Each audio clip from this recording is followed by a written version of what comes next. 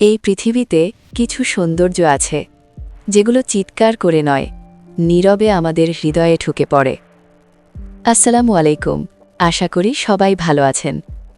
আজকের এই ব্যস্ত পৃথিবীতে যখন আমরা প্রতিনিয়ত ছুটছি, ঠিক তখনই প্রকৃতি আমাদের থামতে শেখায়। এই ডকুমেন্টারিটি কোনো জায়গার নাম নয়, কোনো ম্যাপ নয়, এটা প্রকৃতির অনুভূতির গল্প। চলুন কয়েক মিনিটের জন্য আমরা সবাই একসাথে প্রকৃতির কাছে ফিরে যাই। আর হ্যাঁ, অবশ্যই রুহিস আর্টিস্ট্রি সাবস্ক্রাইব করে রাখবেন, আর ভালো লাগলে লাইক, কমেন্ট, শেয়ার করবেন। তাহলে চলুন মূল কথায়।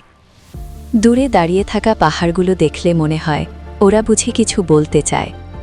হাজার বছর ধরে দাঁড়িয়ে থাকা এই পাহাড় কখনো ঝড় দেখেছে, কখনো বৃষ্টি, কখনো মানুষের আগমন, আবার প্রস্থান।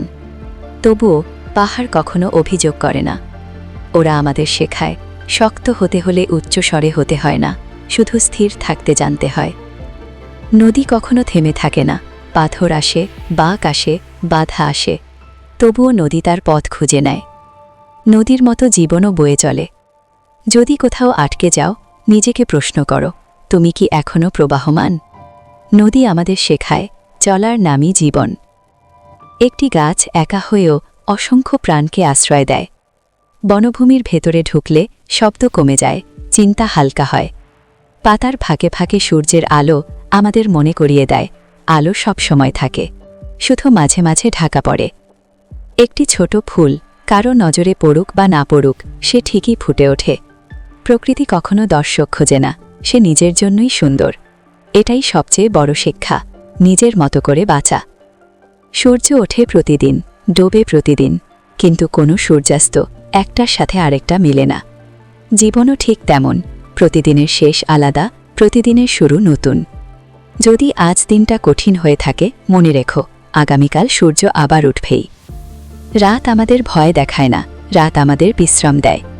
নক্ষত্রভরা আকাশের নিচে দাঁড়িয়ে আমরা বুঝতে পারি, আমরা যত ছোটই হই না কেন, আমাদের অস্তিত্ব মূল্যবান। নীরবতা কখনো খালি নয়, নীরবতার ভেতরেই সবচেয়ে গভীর কথা থাকে। প্রকৃতি আমাদের কিছু শেখাতে আসে না, আমরাই শিখে নিই, যদি দেখতে জানি, যদি শুনতে জানি। আজকের এই ভিডিওটি দেখা বা শোনার জন্য নয়, অনুভব করার জন্য। যদি কয়েক মিনিটের জন্য তুমি নিজের ভেতর শান্তি অনুভব করো, তাহলেই রুহিস আর্টিস্ট্রির এই প্রয়াস সার্থক। প্রকৃতি আমাদের ঘর, তাকে ভালোবাসুন, তাকে রক্ষা করুন। ধন্যবাদ।